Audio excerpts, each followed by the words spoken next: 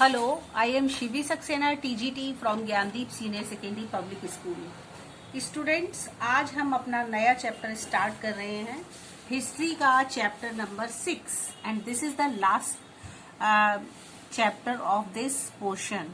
Okay, for your first term examination, the early states, janapadas and mahajanapadas. ठीक है, सबसे पहले जो स्टेट बने जनपद्स और महाजनपद्स, ये क्या है, इनके बारे में जानना, इनको समझना बेटा बहुत जरूरी है।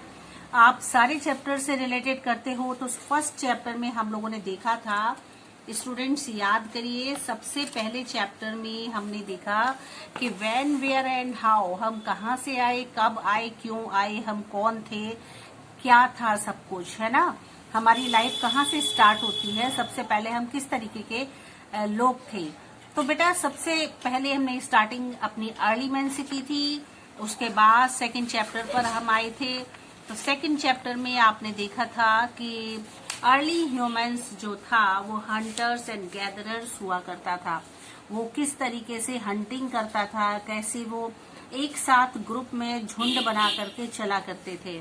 ठीक है, तो ये आपने देखा, इसमें थोड़ा वो एग्रीकल्चर भी करना सीख गए थे, डिस्कवरी हुई, इसमें फायर की, व्हील का इन्वेंशन हुआ, ये सब कुछ आपने देखा। देखिए सारे चैप्टर एक दूसरे से रिलेटेड हैं, जहां फर्स्ट चैप्टर की बात खत्म होती है वहीं सेकंड चैप्टर स्टार्ट हो जाता है।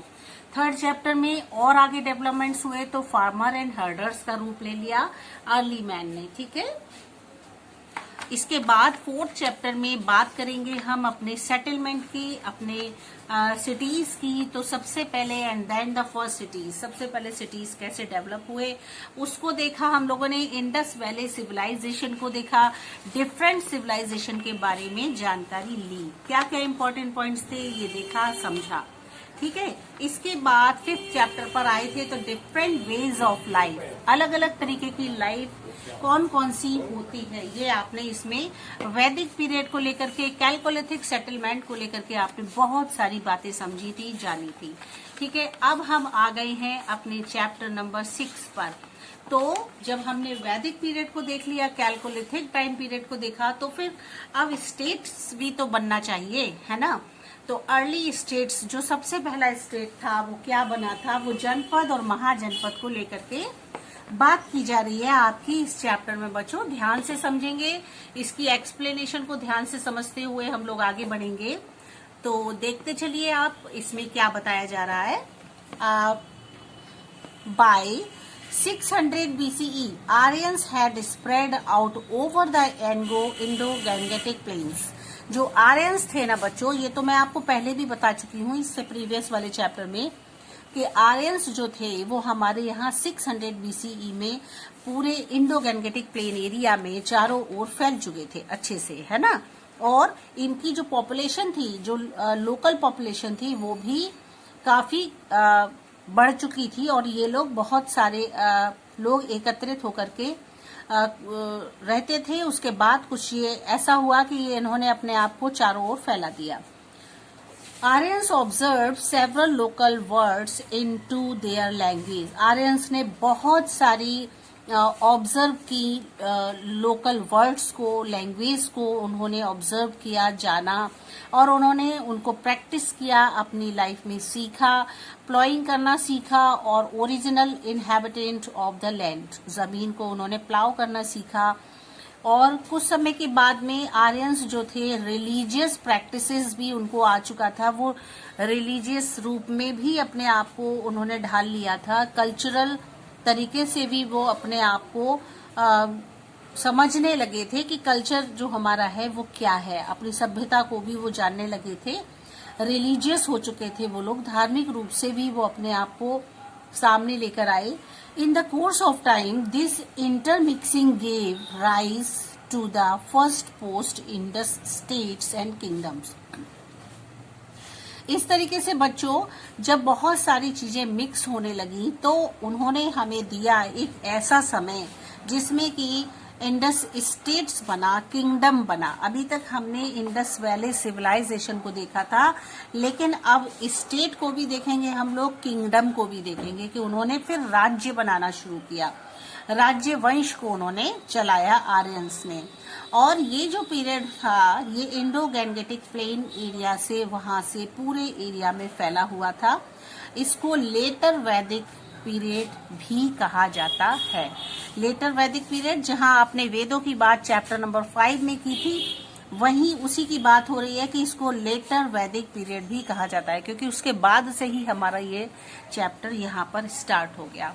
ठीक है, अब देखिए जनपद्स एंड महाजनपद्स। जनपद्स और महाजनपद्स क्या हैं? ठीक है, Aryan clear the thick forest of the Indo-Gangetic plains with the help of iron tools and bought more land under cultivation. Aryans ने क्या किया था बच्चों कि बहुत सारी थिक फॉरेस्ट थे ऐसे, जहां पर कि उन्होंने उनको क्लियर कर दिया, उनको साफ कर दिया उन फॉरेस्ट को, और अपने आयरन टूल्स के थ्रू उन्होंने उस जमीन को कल्टीवेशन के अकॉर्डिंग बना लिया, के लिए बनाया। As they started leading settled lives as cultivators, और उन्होंने अपनी लाइफ को ऐसे स्टार्ट किया जैसे कि कल्टीवेटर्स करते हैं। Their settlements became permanent, और इस तरीके से उनका जो सेटलमेंट उन्होंने बनाया, रहने का जो उन्होंने जगह बनाई, वो उन्होंने अपनी परमानेंट बनाई, न कि उन्होंने टेम्परेरी बनाई। ठीक है, परमानेंट बना चुके थे वो। Each of these settlements usually consisted of a single जन और ट्राइब। ठीक है, क्या था कि जो सेटलमेंट थे उस समय के, उसमें वो लोग कुछ ग्रुप में रहा करते थे, उसको जना कहा जाता था या फिर ट्राइब कहते थे। ठीक है, as you learn in the last chapter, जैसे कि अभी आपने लास्ट चैप्टर में पढ़ा था, इससे पहले वाले चैप्टर में बच्चों, कि जना या फिर ट्राइब ये वो फैमिलीज होते थे जिसको कि कुला भी कहा जाता था। ठीक है, वो एक परिवार के रूप में रहा करते थे, जिनको कि जना कहते थे या फिर ट्राइब कहते थे। ठीक है, ये आपको इसके पहले वाले चैप्टर में बता दिया गया था। These tribal settlements were the first state. इस तरीके से उन्होंने सबसे पहली स्टेट का स्टार्टिंग की। ठीक है, सबसे पहले स्टार्टिंग की उन्होंने स्टेट की। दे वर कॉल्ड जनपद्स, इस तरीके से उनको जनपद्स कहा जाता था। और जनपद वर रूल्ड बाय राजन। आपने राजन शब्द चैप्टर से 5th में, प्रीवियस चैप्टर में भी देखा था, सुना था। ठीक है, तो जो जनपद को रूल करता था, जो चलाता था उस जनपद को, उस स्टेट को, वो बेटा राजन कहलाता था, या फिर इसको हम चीफ्स भी कह सकते हैं। The rajans fought among themselves for control over land. राजन क्या करता था, वो दूसरों से कंट्रोल कर, जमीन पर कंट्रोल करवाता था, लैंड पर, और उसको आगे बढ़ाता था। As whoever controlled the largest territory was considered the most powerful, और जो सबसे बड़ी टेरिटरी बनती थी इसमें, वो कंसीडर की जाती थी एक पावरफुल तरीके से, पावरफुल रूप में उसको देखा जाता था। The powerful states that emerged after defeating the smaller states और janapadas came to be known as व महाजनपद्स। ठीक है, जो पावर थी स्टेट की वो एमर्ज्ड हो गई, और छोटे छोटे स्टेट्स को या जनपद्स को सबको मिला करके एक जो बहुत बड़ा रूप बनाया, वो कहलाया महाजनपद्स। ठीक है, समझ गए? जो आपके छोटे छोटे ट्राइब्स ने जो बनाए थे, कुल जैसे बनाए थे, और उन्होंने जना जैसा बनाया था, उसको कहा जाता था जनपद्स। लेकिन जो उन्होंने बहुत उन सबको मिलाकर के एक अच्छा सा स्टेट तैयार कर दिया, वो उसको कहा जाता था mahajanapada. According to the Buddhist text, Buddha धर्म में बच्चों कुछ बुक्स है, कुछ टेक्स्ट हैं जिनको की कहा जाता है अंगुत्तरा निकाया और दीक्षा निकाया, जो कि बाय अराउंड 600 BC में जो लिखी गई थी। There were 16 mahajanapada. उसमें बताया गया है स्टूडेंट्स कि उस समय में 16 महाजनपद बने थे। Magadh emerged the powerful of all. उनमें से मगध एक बहुत ही पावरफुल जो था स्टेट हुआ करता था, किंगडम हुआ करता था। The other powerful states were Avanti, Vatsa and Kosala. और भी बहुत से पावरफुल स्टेट थे स्टूडेंट, जिनको कोई अवंती, वत्सा और कोसाला कहा जाता था। अब आपके दिमाग में क्वेश्चन आता होगा स्टूडेंट्स कि व्हाट इज स्टेट, स्टेट क्या होता है? मैम ने ये तो बताया कि स्टेट बने थे, लेकिन स्टेट होता क्या है? तो सुनिए, state is a political organization for that has sovereignty over a geographical area. देखिए, ये वो पॉलिटिकल रूप होता है स्टेट जिसमें कि बहुत सारे जियोग्राफिकल एरियाज बने होते हैं, छुपे होते हैं, जिसको कि कंट्रोल किया जाता है एक स्टेट के अंदर पॉलिटिकली रूप से। For example, the government is free from outside control. Government क्या होती है? वो पूरी तरह से उसको फ्री होती है, वो कंट्रोल कर सकती है आउटसाइड पर, है ना। इन अदर वर्ड्स, द राजन क्या होता है? गवर्नमेंट को पूरी अथॉरिटी होती है कि वो कंट्रोल करे। बाहरी अगर कोई भी उसको ऐसा लगता है जिसपे कंट्रोल करना चाहिए तो वो उस पर कंट्रोल कर सकता है। इन अदर वर्ड, अगर हम दूसरे शब्दों में कहें तो जो राजन और द चीफ, राजन या फिर जो चीफ हुआ करता था ऑफ द जनपद, जनपद का, now had total control over the area where the tribe live. ठीक है, जहां पर स्टूडेंट्स ट्राइब्स रहा करते थे उस एरिया को टोटल कंट्रोल करता था। कौन करता था? राजन करता था जनपद का। ठीक है, राजन इम्पोज करता था कानून को, नियम बनाता था, कानून बनाता था जो उस एरिया को चलाया करते थे।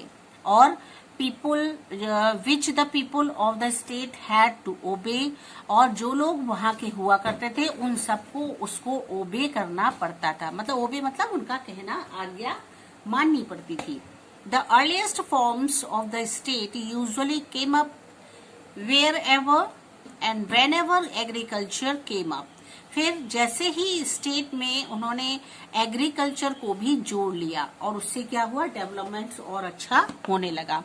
Early states were usually two types. अच्छा, अब देखिए एक नई चीज निकल के आई कि जो अर्ली स्टेट था, अभी आप अर्ली स्टेट की ही बात कर रहे हैं, और अर्ली स्टेट जो थे वो टू टाइप्स में डिवाइड कर दिए गए। एक था मोनार्चीज और दूसरा था रिपब्लिक्स। ठीक है, तो अब आपको ये भी समझना जरूरी है कि मोनार्ची और रिपब्लिक्स क्या था।